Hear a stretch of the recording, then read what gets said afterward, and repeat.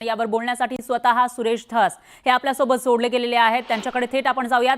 सुरेश धसजी, सुरुवातीपासून आरोप केले जात होते आणि जो आका तुम्ही म्हणायचा तो वाल्मिक कराड हा कुठेतरी याच्यामध्ये दोषी असल्याचं या दोषारोप पत्रातून दिसतंय. तुमची पहिली प्रतिक्रिया काय?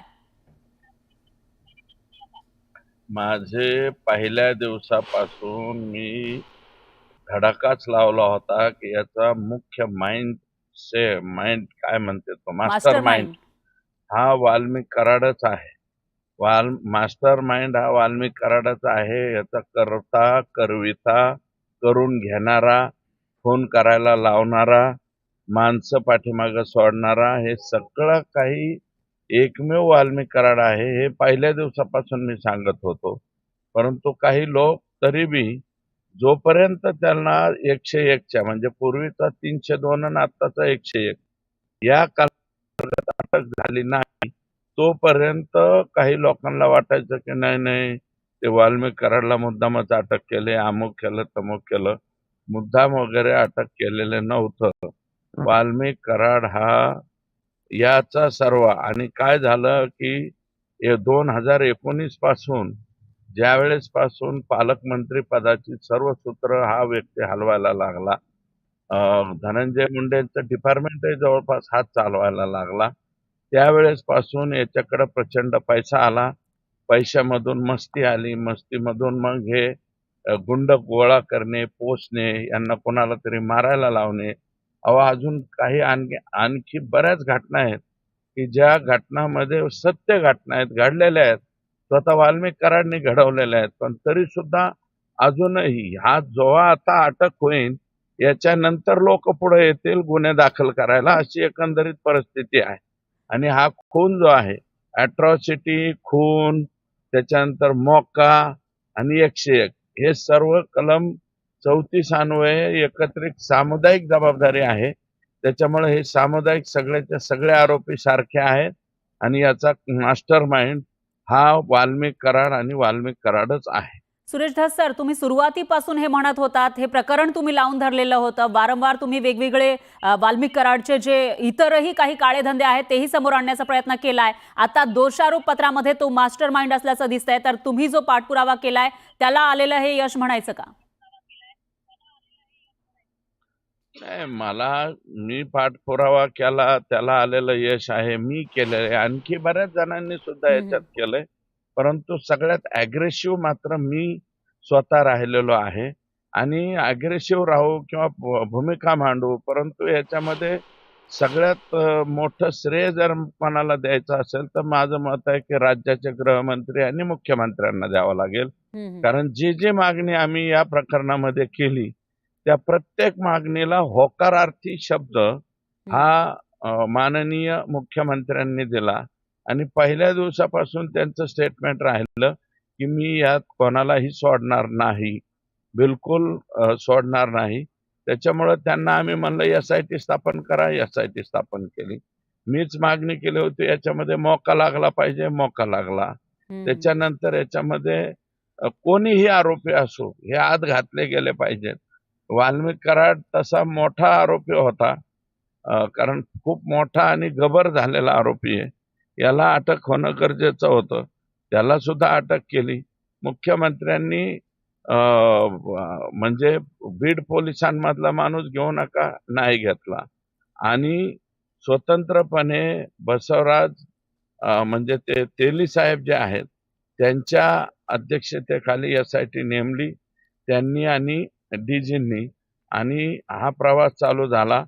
त्याच्यामुळं यातलं खरं रूप जे आहे हे दाखवायला रूप एक वेगळं होतं वाल्मिक कराडांचं, आणि पाठीमागचा चेहरा फार बिभत्सवाना होता. तो संतोष देशमुखच्या प्रकरणामध्ये पुढे आलेला आहे. आणि अजून याच्यामध्ये बोला बोला. आणखी काही तपास करण्याची सुद्धा आवश्यकता आहे. जी धनंजय देशमुख म्हणजे संतोषचे बंधू, धाकटा भाऊ, त्यांनी मागणी केलेली आहे आणि मी सुद्धा मागणी केलेली. यातले काही पोलीस अधिकारी, कर्मचारी हे सुद्धा डायरेक्टली या प्रकरणाशी संबंधित आहेत. 34 प्रमाणे जशी सर्वांची जबाबदारी आहे तशी पोलिसांची सुद्धा काही जबाबदारी होती. हम्म, हे राजेश पाटील आणि महाजन नावाचे जे पोलीस आहेत, हम्म, हे पोलीस 100% त्याच्यामध्ये इन्व्हॉल्वमेंट यांची सापडणार आहे. आणि जर सापडली तर सप्लिमेंटरी चार्जशीट दाखल करून त्यांचीही नावं त्याच्यामध्ये यावेत अशा प्रकारचा हम्म. आग्रह मी स्वतः माननीय मुख्यमंत्र्यांकडे धरणार आहे. निश्चितच पाठपुराव्याविषयी आपण बोलूयाच, मात्र आणखी एक महत्त्वाचा प्रश्न तो म्हणजे मास्टर माइंड नंतर दुसरा नंबर येतोय सुदर्शन घुलेचा. त्याचा सुद्धा मोठा रोल या सगळ्या निर्घृणपणे जी हत्या झाली, खंडणी मागण्यात आली, त्याच्यामध्ये दिसतोय. सुदर्शन घुले हा फार खतरनाक प्राणी आहे. यांनी खूप काही जणांचे सुपाऱ्या हे तो डॉक्टर वाय भाचे नावाचा एक डॉक्टर आहे. हम्म, तो माणसाचा डॉक्टर आहे का जनावराचा डॉक्टर आहे मला माहित नाही, परंतु त्याला मुकादम म्हणतात. मुकादमकीचा धंदा करतो आणि मुकादमकीचा धंदा करता करता ज्यांच्याकडे पैसे राहिले त्याच्या वसुल्या सुदर्शन घुलेकडून तो करायला लागला आणि सुदर्शन घुले तसा तसा टेरिफिक होत गेला, अतिशय गुंड होत गेला. त्याला गुंड बनवण्यामध्ये 100% वाटा जो आहे तो डॉक्टर वाय भाषेचा आहे.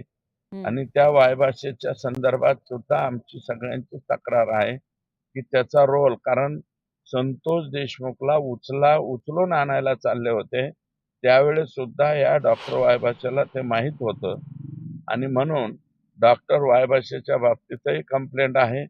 अजून माझं म्हणणं असं आहे की चार्जशीट दाखल झाले, SITने दाखल केलंय. अतिशय सुंदर काम केलंय SITनी, गृह विभागाने अतिशय चांगलं काम केलंय, परंतु आणखी काही अपूर्ण काम राहिलेले ते पूर्ण करावं अशा प्रकारची विनंती आमची राहणार आहे. सुदर्शन घुले हा टेरिफिक गुंड आणि आणखी जास्तीत जास्त काय म्हणतात तो डेंजर पद्धतीचा गुंड तयार करण्याचं काम जर कोणी केलं असेल तर त्या डॉक्टर वाय भाषेने केलंय. त्या डॉक्टर वाय भाषेची सुद्धा या ठिकाणी चौकशी झाली पाहिजे अशा प्रकारची आमची त्या कुटुंबियाची मागणी आहे. सुरेश धस सर, चाटेचा सुद्धा याच्यामध्ये महत्त्वाचा रोल आहे. त्यांनाही धमकी दिली होती, बऱ्याचशा गोष्टी केल्याचं दिसतंय. त्याच्याविषयी नेमकं काय सांगाल? हा चाटे प्याद आहे ना, आकाचा प्याद म्हणजे आका मुख्य त्याचा उपकर्णधार आहे. हा कॅप्टन तर तो व्हाईस कॅप्टन आहे आणि तो व्हाईस कॅप्टन हे सगळं चालवत होता. तो व्हाईस कॅप्टनच सांगत होता धनंजय देशमुखला, मी 10 मिनिटात तुझा भाव आणून देतो, 20 मिनिटात भाव आणून देतो. ते 10 बी नाही 20 बी नाही मिनिटात आणून दिला. त्यांनी त्या डायरेक्ट त्याची डेड बॉडीच आणून दिली आमच्या वाट्याला. सर, पण ह्या सगळ्या गोष्टी जेव्हा समोर येत आहेत, त्याच्यामध्ये आपण बघतोय की कशा पद्धतीनं जे संतोष देशमुख आहे त्यांना उचलण्यात आलं, कशा पद्धतीनं खून केला, या सगळ्यांचा ब्यौरा या दोषारोप पत्रामध्ये आपल्याला दिसतोय. तर कराड कशा पद्धतीनं हे सगळं नेक्सस चालवत होता? कराड हा माझं मत आहे काही दिवस जर थोडा दिवस आणखी बाहेर राहिला असता ना कराड, तर ते तिहार जेल मधून नाही का ते चालू कोण आहे ते सलमान खानला धमकी दिलेला बिश्नोई गँग, त्या बिश्नोईचा सख्खा मावस भाऊ ह्यो कराड झाला असता. इतका कराड लय लांब पुढे गेला होता आणि त्याला पूर्णपणे पाठबळ पाठीमाग मोठा असल्यामुळं तो हे पुढं पुढं पुढं चालत गेला.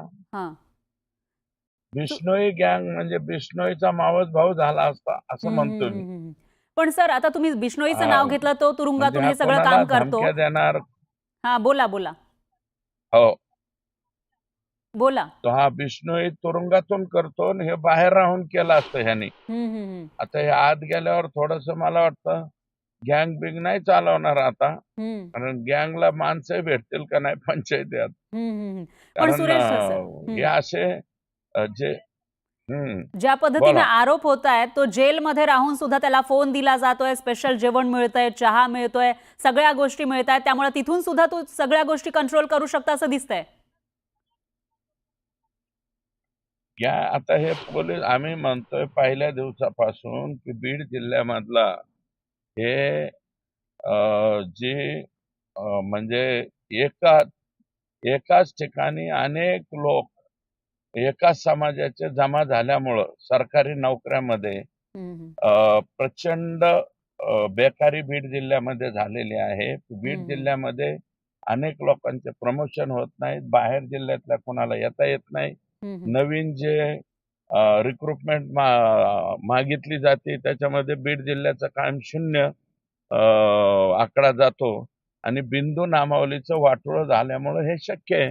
हम्म, बिंदू नामावलीचं वाटोळं झाल्यामुळं वाल्मिकराणांना फोन काय हम्म, व्हीसीवर सुद्धा बोलण्याची व्यवस्था झाली असं सुद्धा कानावरती आलंय. आता हम्म, त्याच्या बाबतीमध्ये जेल प्रशासन जे आहे त्यांची तक्रार घेऊन चाललोत आम्ही. हम्म, 13 मुद्दे आमच्या हाती आलेले आहेत विथ हम्म, टाइम हा हा आणि तेही काढून मिळालेले आहेत. त्याचे सीसीटीव्ही चेक केले हम्म, तर यांना काय काय पोहोच होतं हे सगळं आता पुढे येणार आहे. हम्म, त्यामुळे जेलमधले सुद्धा लोक सस्पेंड होतील किंवा यातले सह आरोपी सुद्धा होतील. हम्म.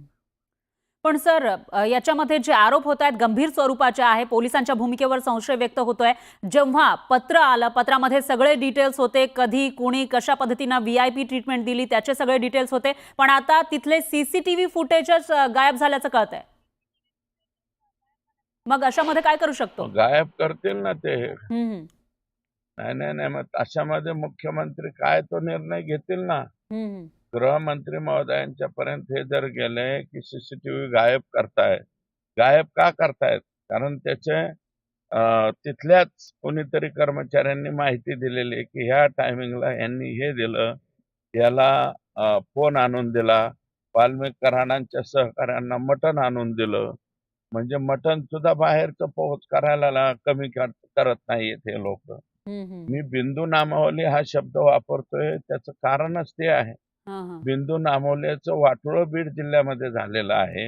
हम्म, त्याच्यामुळे हा प्रकार होतोय. हिंमत होते असं काही करण्याची. हम्म, वारंवार आम्ही मुख्यमंत्र्याच्या, उपमुख्यमंत्री अजितदादांच्या कानावर घालतोय हम्म, की बाबा हे फक्त पहिलं बिंदू नामावलीप्रमाणे माणसं ठेवा, विषय संपून जाईल. हम्म, एका क्षेत्रात नाही, जेलमध्ये सुद्धा तीच परिस्थिती झाली. जेलमध्ये जेलर पासून ते पार शेवटच्या शिपायापर्यंत एकाच कास्टचे लोक आल्यावर काय होणार हो? असंच होणार ना. हम्म, मग तर सीसीटीव्ही गायब करते. हे माणसं बी गायब केले ना यांनी आता.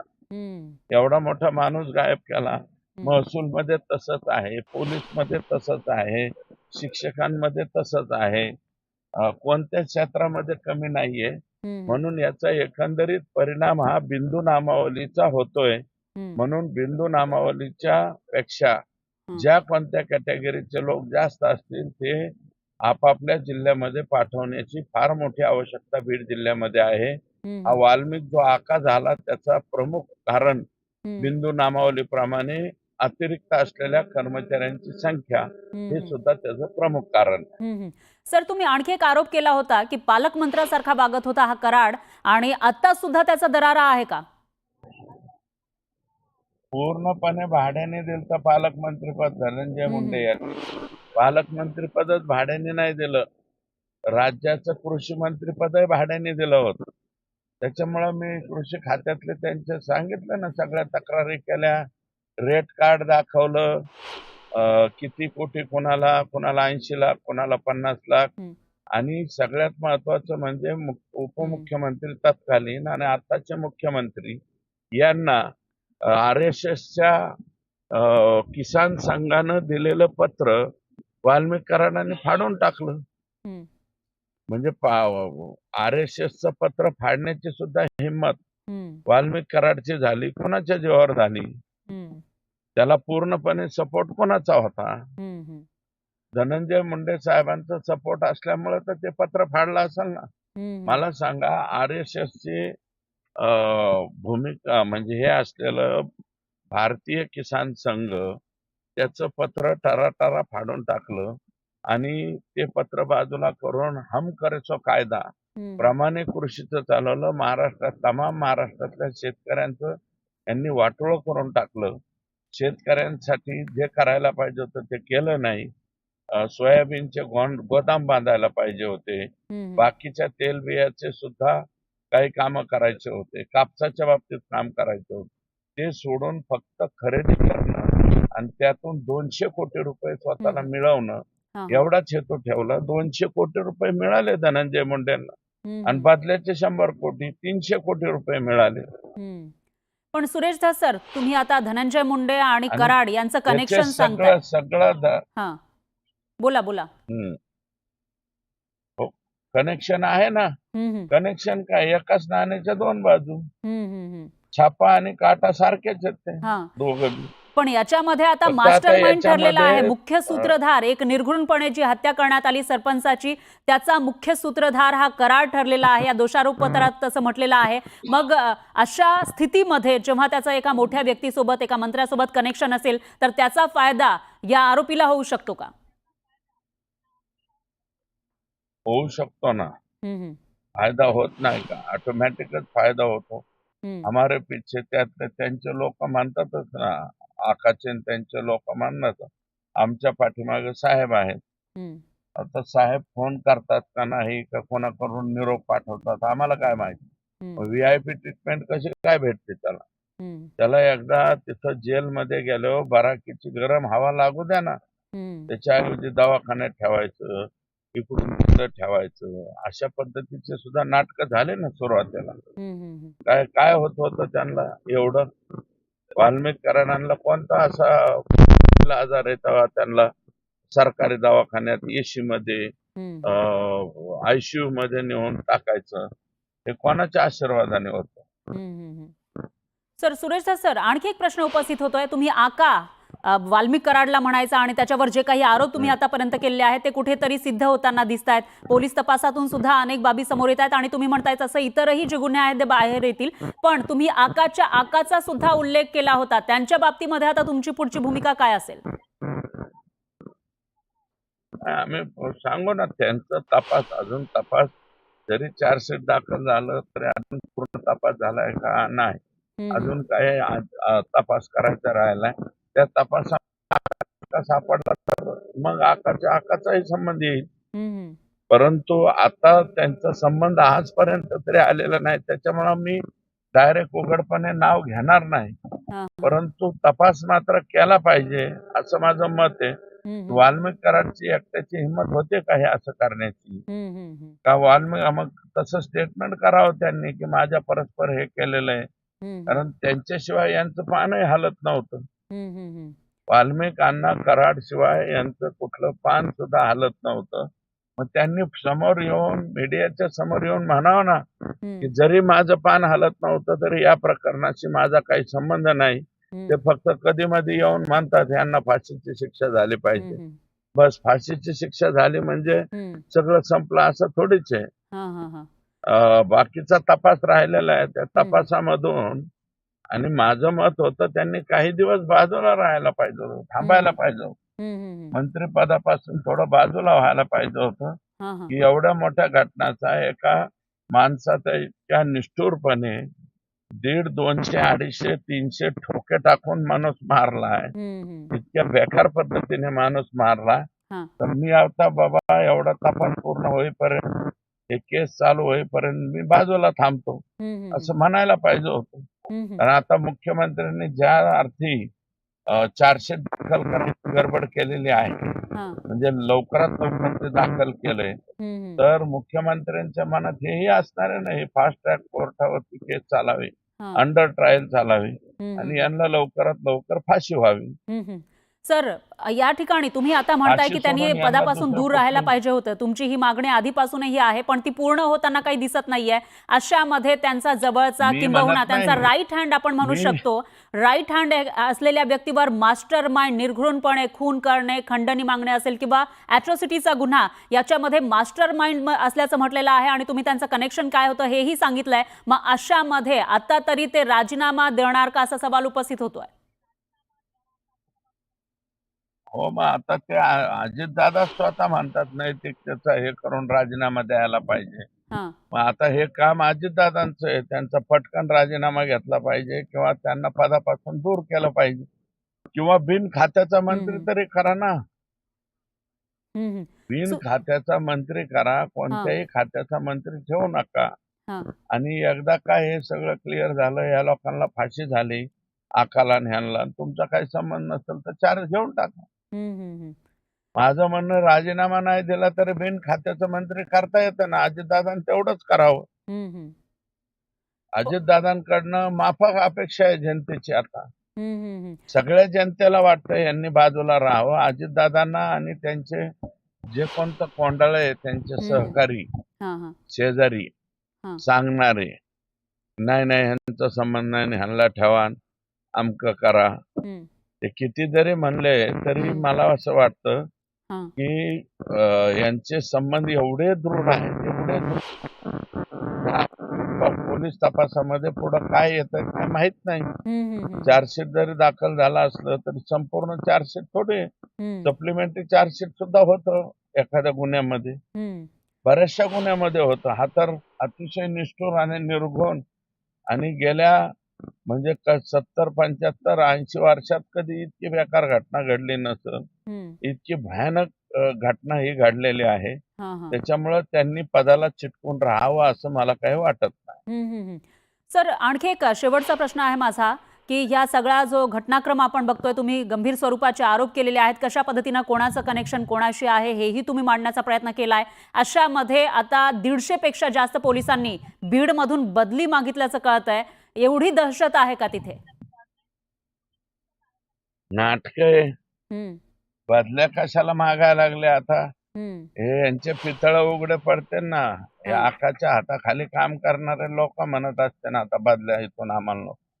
अहो आम्ही बदल्या तुम्ही पाहिजे नाही म्हणतो, नियमानेच बदल्या हो द्या. बिंदू नामावलीचा अर्थ कळतो ना तुम्हाला? सांगा समजावून सांगा आपल्या प्रेक्षकांना. हॅलो, हा बोला. आपल्या बिंदू प्रेक्षकांना अर्थ नामावली समजावून सांगा म्हणजे सर. हा प्रेक्षक असं आहे की 100 कर्मचारी जर आपल्याला एका जिल्ह्यामध्ये भरायचे असतील तर ते आता एसीबीसीच्या आरक्षणाचं आपलं आरक्षण 72% झालंय, म्हणजे 38%. 38% ओपन कॅटेगरीचे पाहिजे, 10% एसीबीसीचे पाहिजे आणि नंतर 2% एसी SC/ST व्यक्तिगत ह्याचे आहे. 50% जे आरक्षण आहे खालचं, SC STचे इतके पाहिजेत, VJNTचे इतके पाहिजेत, अबकडचे इतके पाहिजेत, असं नियमाप्रमाणे 100 कर्मचारी पाहिजे ना. तर नियमाप्रमाणे तर नाहीच, अति नियम बाह्य झालेले. 700% काही कर्मचारी एकाच समाजाचे तिथं गोळा झाल्यावर कसं काय व्हायचं? पण ते कसं शक्य झालं? 700% झालं कसं शक्य म्हणजे बाहेरून कोणत्या जिल्ह्यात नोकरी लागायचं ना आमच्या जिल्ह्यात यायचं, कोणत्या जिल्ह्यात नोकरी लागायचं ना आमच्या जिल्ह्यात यायचं. आणि तत्कालीन कर्मचाऱ्यांनी तिथल्या सीओनी पैसे खाऊन मग खालच्या लोकांनी पैसे खायचे, म्हणून हे सहज शक्य झालं. आणि हे ग्रामविकास मंत्री नंतर पंकजाताई झाले, त्यांनी एकदा GR बदलून आणला, हायकोर्टाच्या आदेशाच्या विरुद्ध बदलून आणला, परत पुढे हे आले, यांनी पुढे चालू ठेवलं. याचे परिणाम म्हणून काय व्हायला लागलं, या जिल्ह्यामध्ये प्रचंड असंतोष सगळ्याच बाकीच्या कॅटेगरीमध्ये आहे आणि तो मिटवायचा असेल तर माझं मत आहे, मला एक जणांनी उलटा प्रश्न विचारला, बाकीच्या काही जिल्ह्यात वेगळ्या पद्धतीची परिस्थिती. मी म्हणलं तो बी जिल्हा नीट करा, हा बी जिल्हा नीट करा, संपूर्ण मराठवाडा नीट करा. आणि कोकणात नोकरी लागायचं बीड जिल्ह्यात यायचं, विदर्भात नोकरी लागायचं बीड जिल्ह्यात यायचं. सगळे जर अशा पद्धतीने कॅटेगरीचे एकाच कॅटेगरीचे माणसं निवडून आले, त्याच्यामुळं कर्मचारी मदती करायला लागले, त्याचे हिमती वाढत गेल्या आणि हिमती वाढून हे माणसं मारायला लागलेत आता. आणखी एक प्रश्न आहे सर, वाल्मिक कराड संबंधीचा हा प्रश्न आहे. वाल्मिक कराड हा मास्टर माइंड आहे या हत्या प्रकरणाचा, असं आता दोषारोप पत्रामध्ये म्हटलेलं आहे आणि त्याविषयीचा प्रश्न आम्ही पंकजा मुंडेंना विचारला होता, पण त्यांनी बोलण्यास नकार दिला. वाल्मिक कराड विषयी त्या का बोलत नसतील? का मी आता त्याच्यावरती बोलू शकत नाही. ते का बोलू शकत नाही ते त्यांचं त्यांनाच विचारलं पाहिजे. त्यांनी बोलायला पाहिजे ना, हा किंवा नाही, का त्यांचं मूक संमती आहे, त्यांनी हे सगळं केलेलं कृत्य जे आहे याला त्यांचं समर्थन आहे असं त्यांना म्हणायचं असेल. पण सर याच्यामध्ये आणखी एक प्रश्न, ढवळ्या माणूस मारला. बोला. दिवसा ढवळ्या इतक्या निर्घृणपणे हम्म. अशी हत्या कधी ताई तुम्ही ऐकली का? इतकी भयानक हत्या कुठं नाही. बघितलंय का?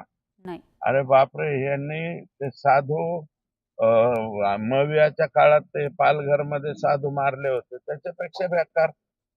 तो कोण आफताब आहे, त्यांनी ती मुलगी तुकडे तुकडे करून मारली होती, त्याच्यापेक्षा बेकार पद्धतीने मारला ना संतोष हम्म. देशमुख. हम्म. संतोष देशमुखच्या बाबतीमध्ये तुम्ही बोलायला पाहिजे. त्या आमच्या जिल्ह्याच्या म्हणजे राज्याच्या नेत्या आहेत, हम्म. फार प्रभावी नेते आहेत, त्यांनी बोलायलाच हवं होतं असं माझी विनंती आहे. हम्म. आता ह्याच्या त्यांना बोलायचंच नसेल किंवा नो कमेंट्स, म्हणजे इकडची बाजू नको तिकडची बाजू नको असंही त्यांच्या मनात असेल, मला माहिती नाही. हम्म. परंतु वाल्मिक कराड त्यांनाही सहकार्य करणारा व्यक्ती आहे, कदाचित त्याच्यामुळं त्यांची बाजू घेत असते. सुरेश सर, हे पंकजा मुंडेचे यांचेच बंधू धनंजय मुंडे यांच्याविषयी आपण थोड्या वेळापूर्वी बोललो होतो आणि त्यांचं आणि हा जो मास्टर माइंड आहे कराड यांचे कसे कनेक्शन आहे हे तुम्ही सांगितलं. त्याच्यानंतर 2019 पासून तो कशा पद्धतीनं पालकमंत्री झाल्यासारखा वागत होता हेही तुम्ही सांगितलं. परमिशन दिल्याशिवाय तो असा वागणार नाही हेही आपण समजू शकतो. अशामध्ये जेव्हा आरोप झाले होते धनंजय मुंडेंवर, तो जोपर्यंत ते सिद्ध होत नाही तोपर्यंत राजीनामा घेणार नाही अशी एक भूमिका घेतली जात होती. आता कुठेतरी हे सगळं सिद्ध होताना दिसतंय. दोषारोप पत्रामध्ये जो धनंजय मुंडे यांचा जवळचा व्यक्ती किंवा त्यांच्याशी घनिष्ठ संबंध असलेला व्यक्ती हा दोषी असल्याचं किंवा असं म्हणू शकतो की मास्टर माइंड असल्याचं सांगितलं जात आहे. मास्टर माइंड सगळं काय तो, आणि कलम 34 प्रमाणे आता ह्या सगळ्याच्या सगळे तीनही ज्या FIR आहेत आणि वरून मोका आहे, ही सामुदायिक जबाबदारी झालेली आहे मॅडम. त्याच्यामुळे आता याच्यात म्हणजे खुनामध्ये सुद्धा आले, ते वाल्मिक कराड मर्डर मध्ये आले, अट्रॉसिटी मध्ये आले, वाल्मिक कराड मोका मध्ये आले आणि 101 मध्ये बी आले. सगळ्याच्या सगळ्या गुन्ह्यामध्ये ते आता एक इन्व्हॉल्व झालेले आहेत. तर वाल्मिक कराड हा इन्व्हॉल्व आहे आणि त्यांच्या पाठीमागे एक मोठी शक्ती होती, एक मोठा एक बॅकअप होता असं तुम्ही वारंवार म्हणत आलात. अनेक लोक गायब आहे असं सुद्धा तुम्ही सांगितलेलं आहे, तसेही आरोप तुम्ही केले. अशामध्ये आता म्हणजे आताही तुम्हाला असं वाटतं का की जोपर्यंत सगळं प्रूव्ह होत नाही तोपर्यंत वाट बघायला पाहिजे राजीनामा घेण्यासाठी? नाही, मी तर ते आता मी नाही, अजितदादाच म्हणतायत ना की बाहेर नैतिकतेच्या आधारावर राजीनामा दिला पाहिजे. मी नाही म्हणत.